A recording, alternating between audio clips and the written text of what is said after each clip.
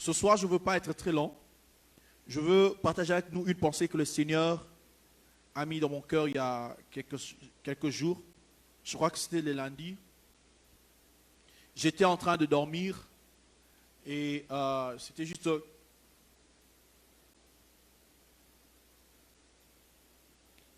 Je dormais. Je dormais, c'était juste, au fait,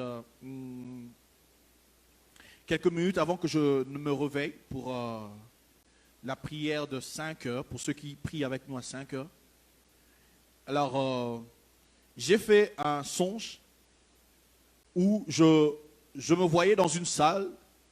Il y avait un prédicateur qui prêchait, un prédicateur que je crois beaucoup de gens connaissent parce qu'il est déjà venu prêcher ici chez nous. Il prêchait, il parlait de la foi.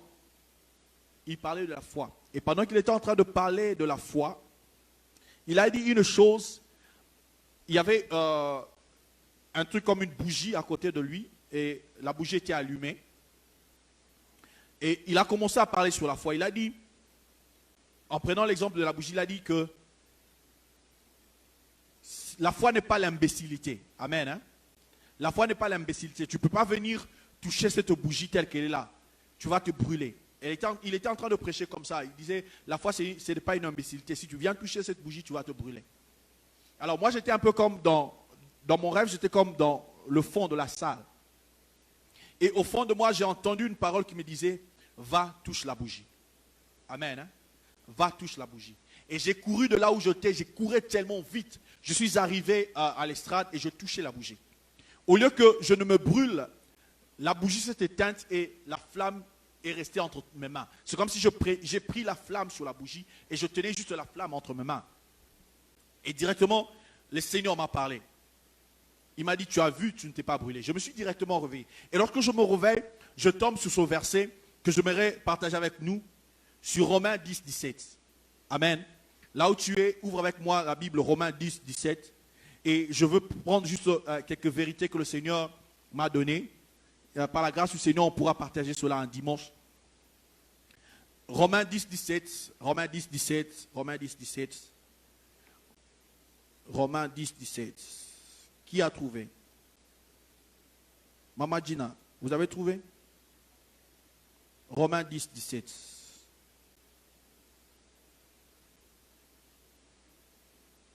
Romains 10, 17. On a trouvé? Vous avez une version en anglais ou en français? En anglais, vous pouvez lire? Go ahead. Vous pouvez utiliser en fait le micro parce que pour ceux qui nous suivent. Consequently, faith comes from hearing the message, and the message is heard through the word about Christ. Amen. J'aime bien Amen. ça. En français, on dit ceci. Ainsi, la foi vient de ce qu'on entend, et ce qu'on entend vient de la parole de Dieu. Amen. Hein? Directement, je me suis réveillé, je suis tombé sur ce texte où la Bible me dit que la foi vient de ce qu'on entend, et ce qu'on entend vient de la parole de Dieu. J'étais tellement étonné d'avoir ce texte, mais j'étais rempli d'une certaine joie parce que je savais que le Seigneur allait me parler sur la foi, sur ce que j'avais vu dans mon rêve. Et lorsque je me suis réveillé directement, la première vérité que le Seigneur m'a enseignée, et j'aimerais partager avec nous, c'est que dans ce texte, ce que nous voyons, il y a une corrélation entre l'écoute et la foi. Amen. Hein? Amen. La Bible dit que la foi vient de ce qu'on entend, et ce qu'on entend vient de la parole de Dieu. Amen. Donc il y a une corrélation directe entre l'écoute et la foi. Amen. Amen. L'homme est fait de plusieurs parties, mais l'homme a ce qu'on appelle le 5 sens. L'homme est en contact avec le monde par ce 5 sens. Il y a le toucher, l'odorat, le goût, le oui, tout ça, voilà. Vous qui connaissez toutes ces choses-là. Alors, toutes ces choses permettent à l'homme de comprendre le monde, d'être en contact avec les réalités du monde, n'est-ce pas? Par exemple, pour l'exemple du feu, on connaît que le feu brûle parce qu'on a entendu les gens nous dire que le feu brûle, n'est-ce pas? On connaît que le feu brûle parce que peut-être par mégarde, on a déjà touché le feu, on a déjà touché peut-être une plaque chauffante et on a su que ça brûlait. Amen. Hein? On a su que ça brûlait. C'est que nos sens nous donnent les réalités des choses, n'est-ce pas? Et ici, lorsqu'on nous parle de la foi, la Bible déclare la foi vient de ce qu'on entend. Et la première vérité que nous devons comprendre, c'est que notre relation avec Dieu est basée sur la foi. Amen. Notre relation avec Dieu est basée sur la foi. Ça veut tout simplement dire ceci. Donc la première corrélation qu'il y a entre l'écoute et la foi. Donc si tu ne peux pas écouter, ça veut dire que tu ne peux pas avoir la foi, n'est-ce pas? Parce que la Bible dit que la foi vient de ce qu'on entend et ce qu'on entend vient de la parole de Dieu. La foi vient, la provenance de la foi, c'est ce qu'on entend. Ça veut dire que si tu ne développes pas ton écoute, tu ne peux pas non plus être un homme de foi ou une femme de foi. Et ça, c'est très important. Donc la première vérité que j'ai compris, c'est quoi? C'est que dans notre vie chrétienne, nous devons développer l'écoute. Tu dois développer l'écoute parce que l'écoute te permet de marcher dans la foi. Vous savez, dans la communication, on dit que le point de départ de toute communication, c'est l'écoute. Le point de départ de toute communication, c'est l'écoute. Et comme je vous ai dit précédemment, notre relation avec Dieu est basée principalement sur la foi. Nous ne connaissons pas Dieu par la vue, nous ne connaissons pas Dieu par la chair, mais nous le connaissons par la foi. Donc, pour marcher dans la foi, il faut premièrement développer l'écoute. Sans l'écoute, il est difficile de marcher par la foi. Voilà pourquoi ce soir, ce que le Seigneur me voulait seulement me dire premièrement, c'est que je dois d'abord développer mon écoute pour entendre, pour marcher dans la foi. Beaucoup d'entre nous, nous échouons parce que seulement nous n'avons pas encore développé notre écoute. J'écoutais ces prédicateurs dans mon rêve qui me disaient que le feu brûle, n'est-ce pas? Ils me disaient ça, le feu brûle. Mais lorsque j'ai entendu une voix me dire, va touche le feu, je suis allé toucher le feu parce que j'ai entendu une autre voix qui m'a dit le contraire. Donc tu dois comprendre, tu dois développer ton écoute. Le médecin peut te dire que tu es malade et que tu vas mourir dans autant de jours. Amen. Mais tu dois aussi entendre une autre voix qui te dit le contraire. Parce que si tu n'entends pas une autre voix qui dit le contraire, cette vérité ou cette voix que tu as entendue crée une foi en toi. Donc la première des choses, en tant que chrétien, nous devons développer l'écoute. Et l'écoute dont il s'agit ici, ce n'est pas l'écoute avec nos oreilles physiques, mais c'est l'écoute des réalités spirituelles. La situation dans laquelle tu vis, comment tu peux prier pour une situation dont tu n'as pas l'écoute ou dont tu ne connais pas la quintessence? Donc la première vérité, c'est l'écoute. Il y a une corrélation entre la foi et l'écoute. Les hommes de foi, ce sont les gens qui écoutent. Est-ce que quelqu'un me comprend? Les hommes qui ont la foi, ce sont les hommes qui écoutent. Et j'aime cela en fait. Parce que ce n'est pas tout le monde qui a la capacité d'écouter dans le spirituel. Ça veut tout simplement dire que ce n'est pas tout le monde qui a la capacité de marcher par la foi. Voilà pourquoi lorsque vous regardez la définition de la foi, la Bible déclare que, or la foi, c'est une ferme assurance en des choses qu'on espère et une démonstration de ce qu'on ne voit pas. Tu ne vois pas ça, mais tu as écouté le Seigneur te dire. Amen. Le Seigneur te dit, je suis avec toi. Tu ne le vois pas, mais il t'a dit qu'il est avec toi. Tu ne l'as pas vu, mais tu l'as écouté. Donc la première réalité pour nous, c'est l'écoute du Seigneur. Et je veux pas que nous allons peut-être lire à la maison pour bien comprendre ce que je suis en train de dire par rapport à l'écoute. C'est l'histoire de la femme samaritaine. C'est l'histoire de la femme samaritaine avec Jésus. Nous trouvons cette histoire dans Jean 4, du 1er verset au 42e verset. C'est l'histoire de la femme samaritaine qui vient et rencontre Jésus au puits. Est-ce que quelqu'un me suit encore ce soir? Bien. Donc la femme samaritaine vient et rencontre Jésus au puits. Elle avait une autre conception de Jésus. Elle avait ce que les autres avaient dit sur Jésus. Elle avait une autre conception de Jésus. Mais lorsqu'elle a écouté Jésus parler, sa conception de Jésus avait changé. Est-ce que quelqu'un me comprend? Elle était venue pour écouter, elle était venue plutôt pour puiser de l'eau. Mais lorsqu'elle rencontre Jésus, elle avait une autre conception du christianisme. Elle avait une autre conception de choses. Mais lorsqu'elle a écouté Jésus, sa conception de choses avait directement changé. Elle est allée dire aux autres, j'ai vu quelqu'un qui m'a dit tout ce que je fais. Elle est plutôt partie proclamer le Messie. Pourquoi? Parce qu'elle avait seulement écouté. Amen. Hein? Est-ce que quelqu'un me comprend? Je ne sais pas si quelqu'un me comprend. Si tu ne peux pas écouter, il t'est difficile de marcher par la foi. Ça, c'est la première vérité, la première réalité. Voilà pourquoi Quand tu n'écoutes pas, tu cherches d'autres moyens que tu connais normal. Comme ces prédicateurs, comme je le dis, ce que le feu brûle, c'est ce qu'on nous a dit. C'est ce que nous tous nous avons compris. Mais lorsque dans mon rêve ou dans ma vision, le Seigneur m'a dit, va toucher les feux, je suis allé toucher les feux. La deuxième réalité, puisque je vais aller rapidement, la deuxième réalité, c'est ce que j'appelle l'illusion de la foi. La Bible déclare, la foi vient de ce qu'on entend et ce qu'on entend vient de la parole de Dieu. La deuxième réalité ou le deuxième principe que je trouve dans ces textes, c'est ce que j'appelle l'illusion de la foi. Ce que je veux dire, c'est quoi? Ça ne veut pas dire parce que nous sommes nécessairement chrétiens que nous avons la foi. C'est ça un peu l'illusion. C'est là où beaucoup de croyants meurent. C'est là où nous rendons l'évangile faible. C'est là où l'évangile devient impuissant devant d'autres personnes. Parce que nous disons que c'est automatique. Ce sont des choses automatiques. Parce que je suis chrétien, nécessairement, j'ai la foi. Amen. Hein? Non. Je veux nous prouver cela. Je veux nous inviter à lire Luc 5. Je veux juste ramasser quelques versets. C'est l'histoire de la pêche miraculeuse. Luc 5, du premier verset au 11e. Mais je vais juste prendre deux versets. Alors, je vais commencer au verset 5. Simon lui répondit, je commence au verset 4. Lorsqu'il eut cessé de parler, il dit à Simon, avance en plein eau et jetez vos filets plutôt pour pêcher. Simon lui répondit, maître, nous avons travaillé toute la nuit sans rien prendre, mais sur ta parole, je jeterai le filet. Le verset 6, la Bible déclare, l'ayant jeté, ils prirent une grande quantité de poissons et leur filet se rompait. Amen. Nous connaissons cette histoire, c'est la pêche. Ils ont pêché toute la nuit et ils n'ont rien eu. Jésus arrive, il prend une barque de Pierre, il dit, ok, avançons, je veux prêcher. Jésus prêche, il finit de prêcher, il dit à Simon qui avait pêché toute la nuit, qui n'avait rien eu, de jeter le filet. C'est la même chose avec nous. Vous savez, lorsque nous vivons la vie chrétienne, nous pensons que tout est acquis. Parce que nous sommes dans le Seigneur, nous n'avons pas besoin de l'écouter. C'est ça l'illusion. C'est ça l'illusion de la foi.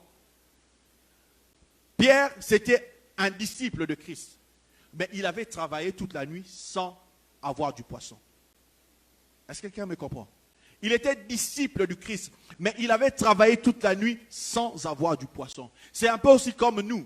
Il y a des choses que nous faisons sans écouter les seigneurs. Pierre a pêché sans écouter les seigneurs, il n'a pas eu du poisson. C'est ça l'illusion. Nous pensons que parce que nous sommes en Christ, ce que nous ressentons, c'est la foi. Ce que tu ressens, ce n'est pas la foi. Est-ce que quelqu'un me comprend? Ce que tu ressens, ce n'est pas la foi. Tes sensations, tes pulsions, ce n'est pas la foi. Pierre avait pêché, il a pêché toute la nuit. Il n'a rien eu. Il n'a rien eu. Et c'est un peu non, en fait, le type du chrétien aujourd'hui, ou le type du chrétien, si je peux dire. Nous venons à Christ, nous pensons que les choses seront résolues et que nous aurons peut-être un bon mariage, que nous serons libérés de la stérilité, que nous serons libérés de mari de nuit, de femme de nuit. C'est vrai, c'est la promesse du Seigneur. Mais tu peux aussi passer de temps sans avoir vu ça. Amen. Donc, il y a une vérité très importante qui tourne autour de l'oreille. Pierre ne pouvait pêcher qu'après que le Seigneur ait parlé. Après que le Seigneur ait parlé, Pierre jeta ses filets dans la même eau où il ne pouvait pas prendre du poisson, ou dans les mêmes eaux. Je ne sais pas, on dit ça, plusieurs eaux ou une eau. Bon, vous allez regarder les traductions en français pour les Maurice Grévis. Mais en fait, dans la même eau où il n'a pas pu avoir du poisson. Mais lorsqu'il a écouté le Seigneur, il a eu du poisson. Est-ce que quelqu'un me comprend? Tu peux vivre la même vie. Tu peux vivre les mêmes choses. Tu n'as pas besoin de te déplacer, chercher une autre eau. Mais ce dont tu as besoin, c'est écouter le Seigneur. Pierre était là, dans le même eau. Il a essayé, il n'a rien eu. Mais lorsque le Seigneur a parlé, il a jeté les filets et les poissons sont venus. Les poissons sont venus d'eux-mêmes et le filet s'est rompu même. Alors je suis venu te dire une chose. Tu peux vivre dans l'illusion de la foi. Pourquoi? Parce que tu n'as pas le temps d'écouter Dieu. Combien d'entre nous n'avons pas le temps d'écouter Dieu? Même le matin lorsque nous sortons, nous n'avons pas le temps d'écouter Dieu parce que nous disons que nous sommes chrétiens. Nous n'avons pas le temps de prendre même 5 minutes de dire, Seigneur, parle-moi. Nous n'avons pas ce temps. Parce que nous disons, ok, nous sommes chrétiens. Nous sommes déjà lavés par le sang, oui. Mais tu vas travailler, tu n'auras rien. Parce qu'à chaque jour, le Seigneur nous donne une parole pour cette journée. Est-ce que vous le savez? À chaque jour, le Seigneur se révèle à nous. Voilà pourquoi la Bible déclare que sa bonté se renouvelle chaque matin. Parce que chaque jour, le Seigneur nous veut spécial. Il nous veut accomplissant de choses spéciales. Beaucoup d'entre nous, nous vivons dans l'illusion de la foi. C'est là où, comme je l'ai dit au départ, c'est que le christianisme devient faible. Parce que nous vivons dans l'illusion de la foi. Nous pensons que nous pouvons agir sans écouter Dieu. La troisième réalité, je veux probablement m'arrêter là où je peux prendre peut-être la quatrième réalité. La troisième réalité dans le texte que nous avons lu, c'est que la foi, j'aime ça, la foi vient de la parole de Dieu. Amen. Et je crois que je veux m'arrêter peut-être là, je vais aller un peu en profondeur. La foi vient de la parole de Dieu. Lorsque vous lisez ce texte de Romains, la Bible déclare, or la foi vient de ce qu'on entend, et ce qu'on entend vient de la parole de Dieu. Les textes parole de Dieu, la traduction c'est Réma. La traduction c'est Réma. Amen. La traduction ce n'est pas Logos, mais c'est Réma. Ça veut dire que la foi vient du Réma. Je vais essayer un peu de rendre ça un peu plus simple. Lorsque nous lisons dans Matthieu 4, lorsque le diable vient tenter Christ, le diable vient tenter Christ et il lui dit, transforme ces pierres en pain, tout ça. Jésus lui répondit ceci, l'homme ne vivra pas du pain seulement, mais de toute parole qui sort de la bouche de l'Éternel. Amen. Et le mot qui est utilisé là, c'est Réma. Ça veut dire que tu ne peux pas vivre sans le Réma. Tu ne peux pas vivre sans la révélation de la parole de Dieu. Et lorsque la Bible déclare la foi vient de ce qu'on entend, et ce qu'on entend vient de la parole de Dieu, ça veut dire que tu dois toujours chercher une révélation par rapport à ce que tu vis. Est-ce que quelqu'un me comprend? Il y a toujours une révélation spécifique. Je veux nous expliquer cela encore. Vous voyez en fait, les montagnes, les eaux. Je prends par exemple l'exemple du feu dont je venais de parler tout à l'heure. Nous savons que le feu brûle. Mais vous savez comment est-ce que le feu a reçu cette capacité de brûler? Est-ce que quelqu'un sait comment est-ce que le feu a reçu cette capacité de brûler? Vous ne savez pas. Comment est-ce que le feu a reçu la capacité de brûler? En fait, lorsque nous allons dans la Genèse, lorsque le Seigneur crée le monde, il est créé par la parole, n'est-ce pas? Donc c'est la parole de Dieu qui a donné au feu la capacité de brûler. Est-ce qu'on est ensemble? Donc c'est la parole de Dieu qui a créé les eaux et la capacité d'engloutir les bateaux, les tout, n'est-ce pas? Alors, lorsque le Seigneur dit que la foi vient du Réma, ça veut tout simplement dire quoi? C'est la parole de Dieu qui annule l'autre parole. Est-ce que quelqu'un me comprend? En fait, j'ai pris du temps à comprendre cela. Je ne sais pas si je vais bien expliquer cela. Vous savez, en fait, le feu brûle. Mais lorsque le Seigneur te dit, va touche le feu, il te dit en d'autres termes, j'ai annulé la capacité du feu de te brûler. Est-ce que quelqu'un me comprend? Je nous donne encore un autre exemple. Jésus marche sur les eaux, n'est-ce pas? Pierre voit Jésus marcher sur les eaux. Jésus, lorsqu'il lui dit, viens, il disait en d'autres termes à Pierre ceci. Les eaux que tu vois maintenant là ne sont plus eaux en termes de propriété que tu connais. J'ai changé ces eaux ont changé de propriété. Ce ne sont plus les mêmes propriétés que tu connais. Donc tu peux marcher dessus. Lorsque tu reçois la révélation de la parole de Dieu, la révélation de la parole de Dieu change l'essence même de la chose. La chose qui te faisait peur change des natures. Parce que la parole de Dieu qu'il a créée, qui a institué sa nature, vient encore annuler sa nature pour toi. Je ne sais pas si tu comprends. Je vais te donner un autre exemple. Vous voyez un peu Israël et l'Égypte. Ils étaient devant la mer Rouge, n'est-ce pas? Devant la mer Rouge. Ça, c'est vraiment un exemple très, très bon. Lorsque le Seigneur leur a dit qu'il n'ait pas peur, tout ça, il a dit à Moïse de taper le bâton sur l'eau. Qu'est-ce qui s'est passé? L'eau se divisa. N'est-ce pas? Donc, le même Dieu qui a créé l'eau, qui a fait que l'eau ne peut pas prendre une autre forme à part la forme du contenant, a fait que cette propriété de l'eau change. Je ne sais pas si vous comprenez combien c'est crazy. Amen. Donc c'est très important. Et voilà pourquoi la Bible déclare, la foi vient de la parole de Dieu. Pourquoi la foi vient de la parole de Dieu? Parce que c'est Dieu qui a institué tout. Il est au contrôle de tout. Celui qui change les natures des choses.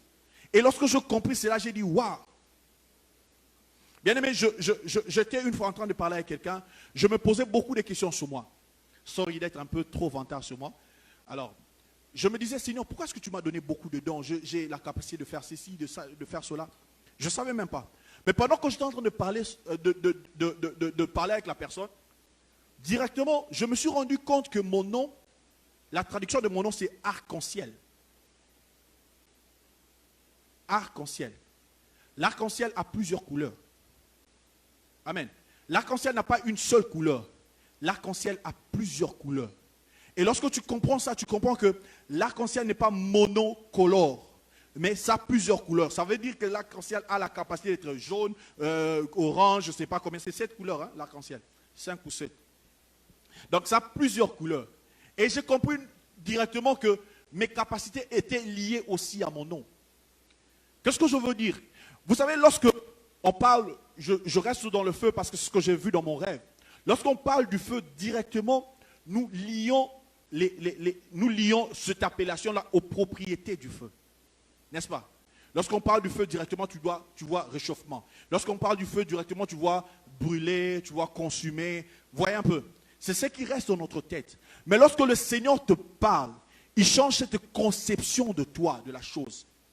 Il veut changer tout simplement cette conception, te faire comprendre qu'il est au contrôle du feu, il est au contrôle de l'eau, il est au contrôle de tout. Et lorsqu'il te parle, les choses, la nature de la chose change. Parce que celui qui l'a institué. Je ne sais pas si tu comprends ça. Voilà pourquoi il nous est très important d'écouter Dieu. Il nous est très important, il nous est indispensable pour vivre comme des vainqueurs, comme des champions, nous devons écouter Dieu.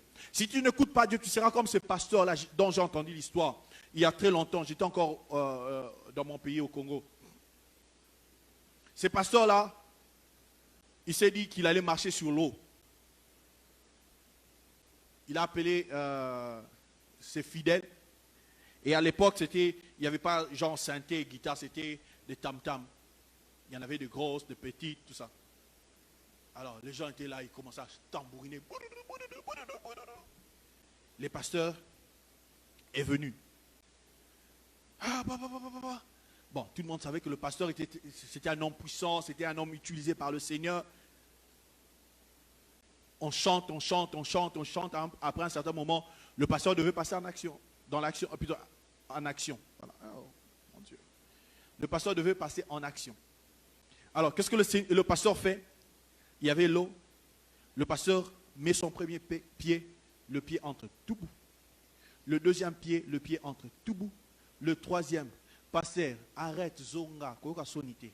Mais le pasteur a continué jusqu'à ce que l'eau l'avait submergé. On devait aller nager pour récupérer les pasteurs et faire ce que vous appelez là pour faire sortir l'eau.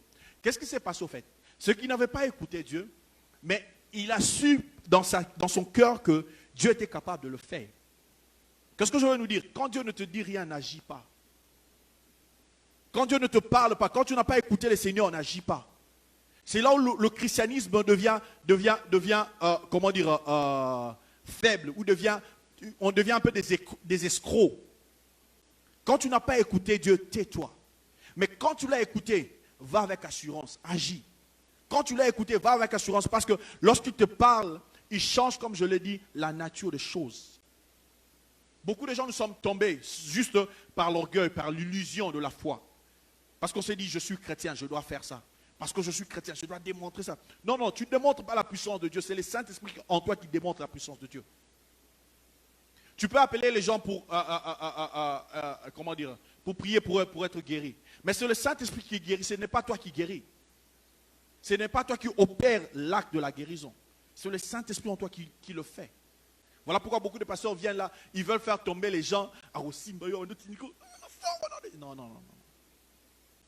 La foi vient de ce qu'on entend. Ce qu'on entend vient de la parole de Dieu.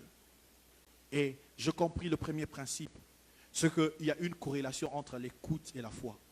Donc si tu n'es pas quelqu'un qui écoute, tu ne peux pas non plus avoir la foi.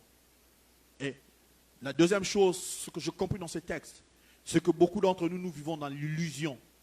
Nous pensons que parce que nous sommes chrétiens, tout est acquis. Nous n'avons pas besoin d'écouter le Seigneur. Et la troisième des choses que j'ai compris dans ces textes, lorsque le Seigneur te donne une parole, lorsqu'il te donne ce réma, les choses changent. Les choses que tu vois devant toi, tu ne le vois plus comme les autres le voient, parce que toi, tu as la clé.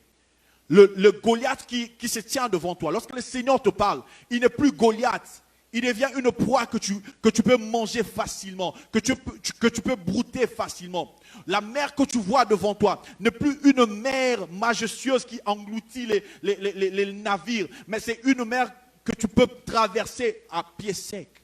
Lorsque le Seigneur te parle, les serpents que tu vois, serpents venimeux, n'est plus ce serpent qui mord, qui tue les gens, mais c'est ce serpent qui peut te mordre et rester vivant. Lorsque le Seigneur te parle, les choses changent. Voilà pourquoi je nous exhorte, bien-aimés, à écouter le Seigneur. Et la bonne chose, pour que je termine ici, c'est que tout le monde peut écouter le Seigneur. Amen. Parce que tout le monde est appelé à marcher dans la foi. La Bible déclare, mon juste vivra par la foi. Mon juste vivra par la foi. Donc nous tous, nous sommes appelés à vivre par la foi. Et ce que j'ai compris, c'est que l'écoute du Seigneur,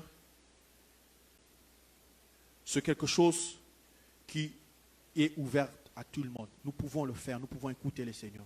Chacun de nous peut écouter le Seigneur. Chacun de nous. Ce n'est pas quelque chose de spécial pour certaines personnes. Chacun de nous peut écouter le Seigneur.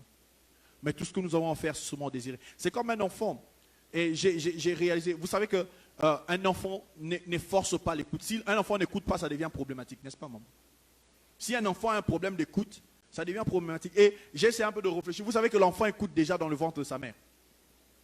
Déjà dans le ventre de sa mère, l'enfant écoute. Lorsque tu joues des mélodies, il écoute déjà. Lorsque tu lui parles dans le ventre de sa mère, il écoute. Alors, un enfant qui n'écoute pas, c'est déjà un problème. C'est comme des chrétiens. Tu n'écoutes pas, tu n'as jamais écouté Dieu. Qui a déjà écouté Dieu? Non, si vous n'avez jamais écouté Dieu, c'est normal, on va prier pour vous, vous allez commencer à écouter Dieu. Qui a déjà écouté Dieu? Qui n'a jamais écouté Dieu? Tu n'as jamais écouté Dieu? Ok, on va prier. Toi, tu n'as jamais écouté Dieu? Ok, on va prier. On va prier pour que le Seigneur nous fasse, c'est même pas une grâce, c'est quelque chose que nous devons avoir en tant qu'enfants de Dieu. Parce qu'un enfant qui n'écoute pas, c'est un enfant qui est problématique, qui a un problème, qui doit voir un médecin. Mais nous, Dieu nous a donné la capacité d'écouter. Est-ce qu'on peut se lever pour prier?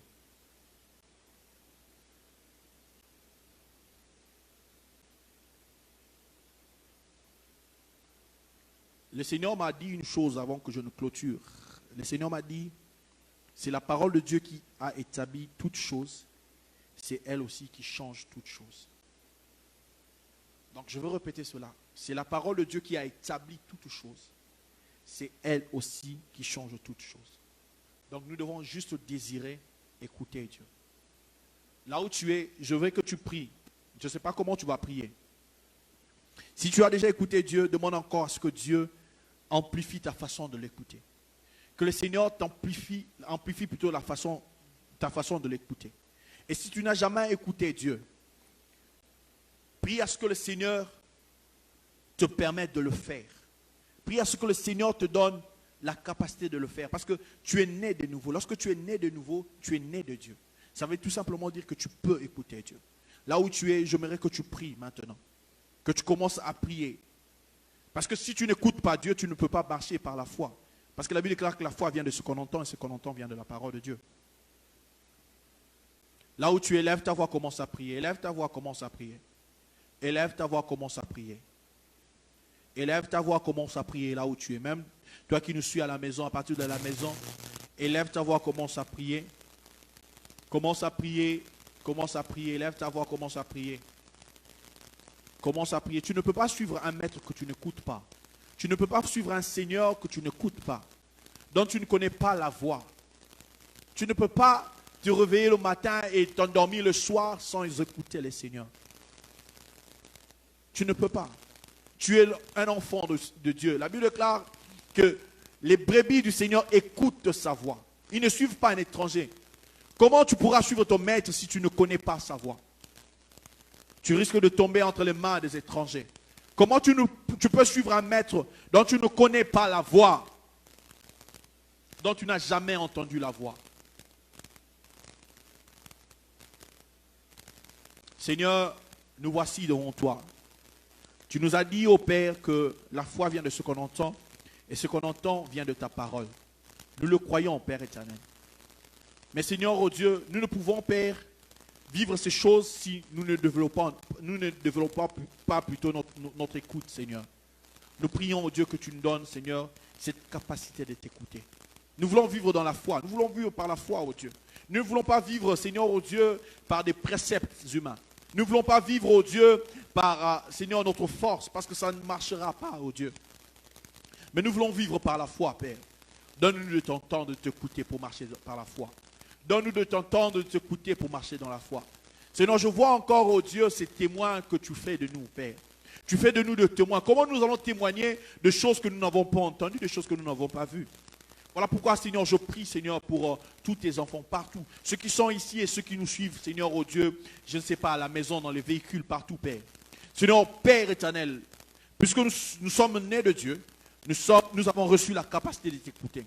J'ai prié, oh Dieu, à partir de maintenant, que ceux qui ne t'avaient jamais écouté t'écoutent clairement au nom de Jésus. J'ai prié à partir de maintenant que ceux qui ne t'avaient jamais écouté t'écoutent au nom de Jésus. Je prie maintenant que ceux qui ne t'avaient jamais écouté, Père, ceux qui n'avaient jamais expérimenté, oh Dieu, ces privilèges d'écouter le Père, Seigneur, qu'ils t'écoutent réellement, puisque nous sommes tes enfants. La Bible déclare, nous sommes tes brebis, nous connaissons ta voix. Père éternel, nous ne suivons pas un étranger. Seigneur, fais-nous cette grâce de t'écouter au nom de Jésus. Père, je prie et je scelle cette prière par le sang de Christ. Et ce qui est établi maintenant sur la terre est établi dans le ciel, Seigneur. Je te bénis parce que tu l'as fait. Merci parce que dorénavant, Père éternel, nous allons t'écouter et nous allons marcher, Seigneur, oh Dieu, par la foi, pour démontrer ta puissance. La Bible déclare, oh Dieu, que le monde languit. Il attend, Père éternel, la manifestation plutôt de fils de Dieu. Père éternel, oh Dieu, nous voulons être ces fils qui manifestent ta gloire. Au nom de Jésus, nous avons ainsi prié. Amen. Que le Seigneur nous bénisse. Reprenons nos places. Vous savez, c'est vraiment un grand privilège que d'écouter Dieu. Et j'en fais l'expérience, c'est tellement merveilleux. C'est vraiment merveilleux d'écouter Dieu. Et lorsque je dis écouter Dieu, je ne parle pas de nécessairement être prophète. Vous voyez un peu? Parce qu'on n'écoute pas Dieu seulement pour les autres. On écoute Dieu d'abord parce qu'il est notre Père. N'est-ce pas? Beaucoup de gens, nous pensons écouter Dieu. Frère Igor. Non. Donc, on écoute d'abord Dieu pour nous-mêmes, pour que le Seigneur nous guide. On n'écoute pas Dieu pour les autres. Amen, amen, amen. Hein? Alors, nous avons fini ce soir. Nous serons encore ici dimanche. Dimanche à 10h30. C'est 10h30, hein? 10h30. Et puis, j'ai vu le pasteur, il est parti? Ok. Donc, nous serons ici à 10h30. Je crois que pour ceux qui sont dans le groupe de Lisons la Bible, nous aurons un communiqué par rapport à la présence ici dans la salle. Il y aura un communiqué qui sera passé dans ce terme-là, mais je crois déjà à partir de dimanche prochain, nous aurons quelques personnes ici dans la salle, au-delà du nombre que nous venons d'habitude. Donc nous aurons un nombre assez élargi qui viendra dans la salle, et puis nous aurons à avoir les dispositions en termes de distanciation sociale et puis masque, tout ça. Tout cela nous sera communiqué dans notre groupe de Lisons la Bible pour ceux qui sont là. Qui n'est pas dans le groupe Lisons la Bible ici? Tout le monde est là dans le groupe de Lisons la Bible WhatsApp. Vous qui nous suivez en ligne, si vous n'êtes pas là, juste envoyez-nous votre numéro en ligne. Nous allons juste vous ajouter dans le groupe Lisons la Bible. Et nous avons terminé ce soir. Que le Seigneur nous bénisse. Vous qui avez amené les offrandes, il y a le message là pour les offrandes. On va mettre le numéro si vous voulez envoyer sur le Cash App. Si vous voulez envoyer ce zélé, il y a un numéro qui va sortir là pour les offrandes. Alors, on a fini ce soir. Est-ce qu'on peut se lever pour clôturer la prière? Ça va? Tu es fatigué? Tu viens du boulot? Ok. Alors, on va prier le Seigneur.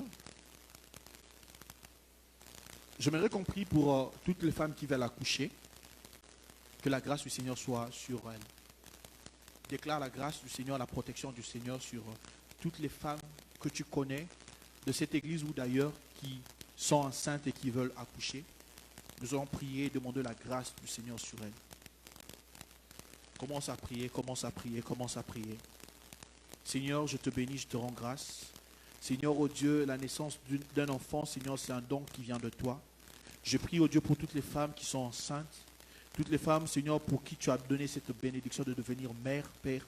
Je prie, oh Dieu, que ta grâce soit sur elles, que tu les protèges, Père. Seigneur, protège, oh Dieu, la grossesse jusqu'à la fin, jusqu'à l'accouchement, oh Dieu.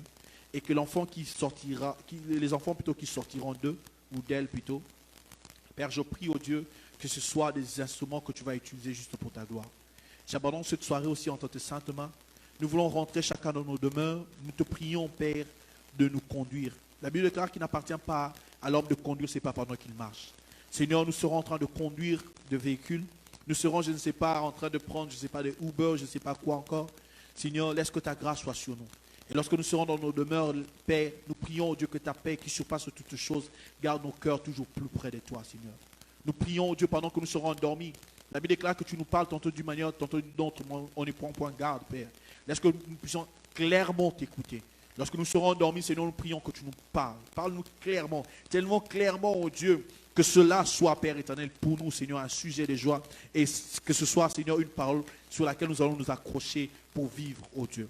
Nous prions au nom de Jésus et nous acclamons le Seigneur pour cela, Père, parce que tu l'as fait.